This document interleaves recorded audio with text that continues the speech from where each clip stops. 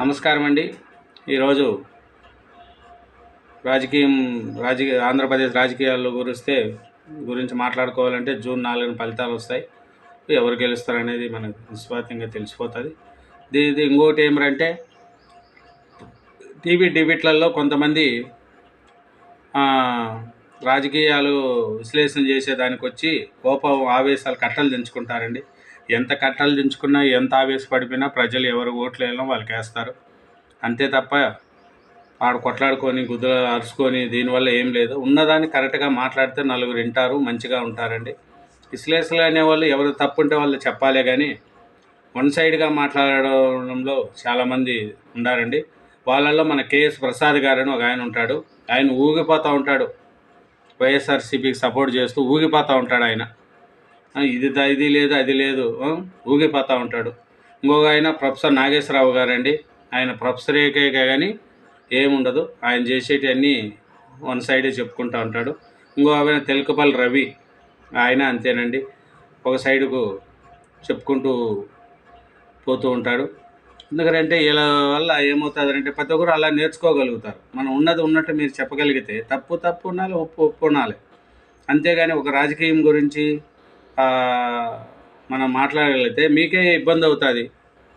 దానివల్ల ఏమవుతుంది, కేఎస్ ప్రసాద్ గారు అయితే చూడండి ఊగిపోతూ ఉంటారు. ఈయన ప్రొఫెసర్ నాగేశ్వరరావు గారు అంతా మీకు తెలిసిన వాటి మీరే మాట్లాడుకునేస్తూ ఉంటారు. ఎవరికి తెలియదా ఏమి వింటున్నారులే అని చెప్పి ప్రజలు ఎలా అట్లా మాట్లాడితే ఎట్లా అండి? ప్రొఫెసర్ నాగేశ్వరరావు గారు, కేఎస్ ప్రసాద్ గారు ఉన్నది ఉన్నట్టు చెప్పండి, మంచిగా చెప్పండి.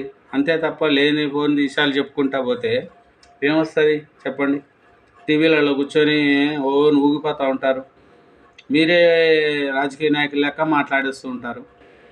ఇది ఎంతవరకు న్యాయం అండి? మీరే ఆలోచించండి. ఎక్కడ న్యాయం ఏదో ఉండదు, మీరే ఆలోచించుకోండి. సరేనా? దాన్ని ఎందుకంటే మీకు కూడా గౌరవం పెరుగుతుంది. మంచిగా మాట్లాడితే మీకు కూడా గౌరవం పెరుగుతుంది. లేదంటే అది అట్లే ఉండిపోతుంది. అట్లా మంచిగా మాట్లాడుకుంటే మీకు కూడా రాజకీయం గురించి మాట్లాడుకుంటే బాగుంటుంది. మీరు వచ్చిన వాళ్ళు ఏది తప్పు ఏది ఒప్పో చెప్పగలగాలి. అట్లే ఒక అతను విశ్లేషణుడు సర్వే కనబడిన సర్వేలు 10 ఉన్నాయి. వాటి ముందుగా పేర్లు చదువుతాను. Pioneer poll strategy private limited, people's media, Janmat survey, electoral echo survey, పబ్లిటిక్స్ సర్వే దీని పేరు. తర్వాత ఐపాక్, బి ఫ్రాంక్, mind share, united survey, IB survey, electoral survey. ఇవి 10 కంప్లీట్గా. ఈ 10 సర్వేలు అన్నీ మనం చెప్పుకోవడం వేస్తూ దీంట్లో ప్రధానంగా అటు ఇటు ఉన్నవి కొన్ని చెప్తున్నాం. సో ముందుగా pioneer poll strategies private limited అనే ఒక సర్వే వచ్చింది. ఈ సర్వే కూటమికి 126 సీట్లు వస్తాయని, తర్వాత పార్లమెంట్లో 20 సీట్లు వస్తాయని, పర్సంటేజ్ తీసుకున్నప్పుడు 51% వస్తుందని ఈ సర్వే చెప్తుంది. అంటే కూటమి అబ్సల్యూట్ మెజార్టీతో గెలుస్తుంది. అట్లాగే వైసీపీకి 33 సీట్లు వస్తాయని అసెంబ్లీలో, పార్లమెంట్లో 5 వస్తాయని, పర్సంటేజ్ తీసుకున్నప్పుడు 43% వస్తుందని, కీన్ కాంటెస్ట్ 16 చోట్ల కీన్ కాంటెస్ట్ ఉంటుందని ఈ సర్వే చెప్తుంది.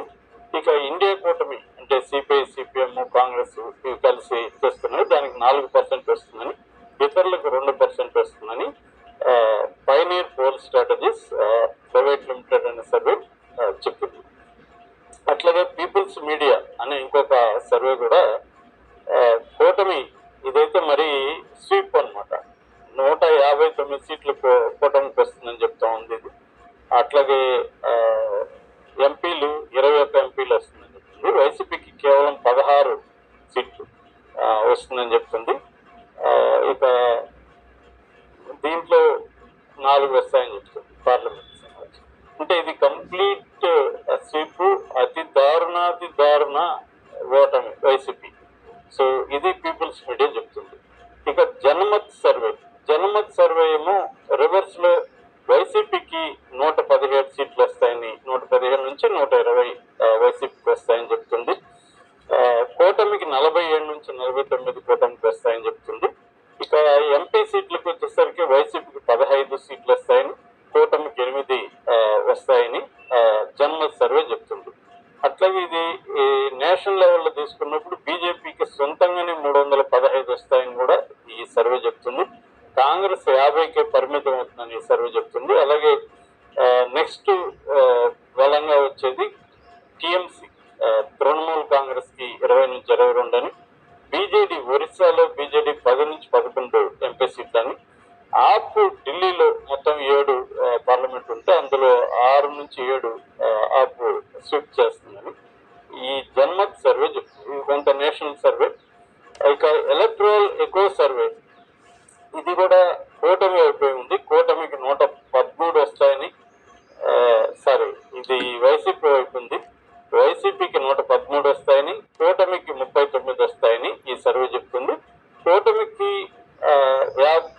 43% ఓట్లు వస్తే వైసీపీకి 51.5% ఓట్లు వస్తాయని, 23 చోట్ల మాత్రం కీన్ కాంటెస్ట్ ఉంటుందని, హోరాహోరీ పోటీ ఉంటుందని ఈ ఎలక్ట్రల్ ఎకో సర్వే చెప్తుంది.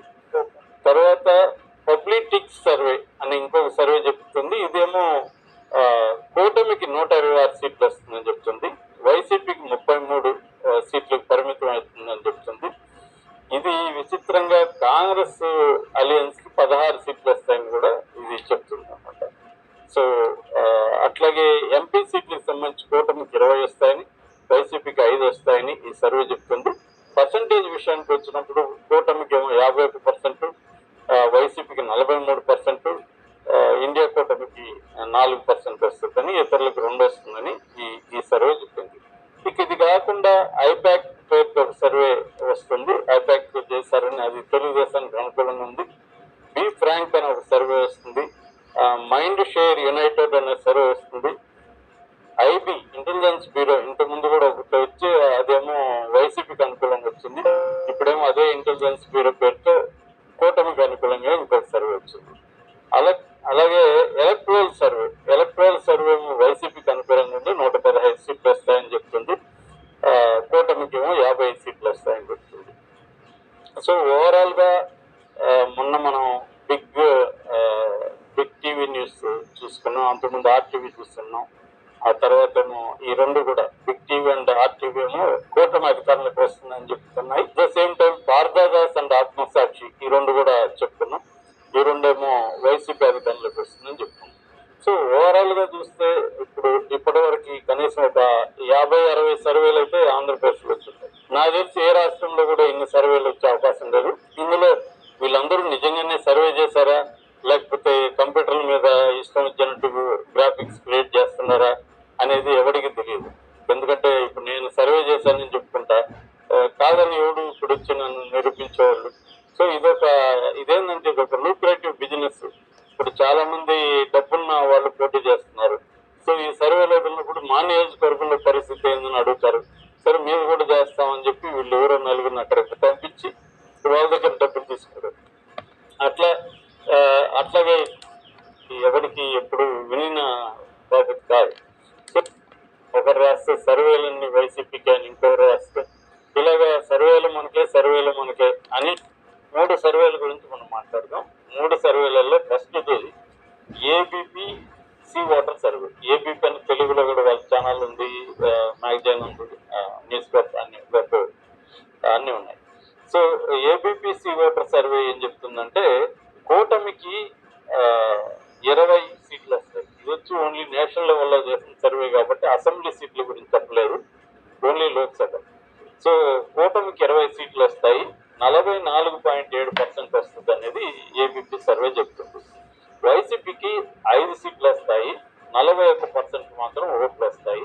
కాంగ్రెస్ కు 3% వస్తుంది. కాంగ్రెస్ అంటే కాంగ్రెస్ ప్లస్ మిత్రపక్షం, సిపిఐ సిపిఎం ఇంకా తెల్లదు అవన్నీ.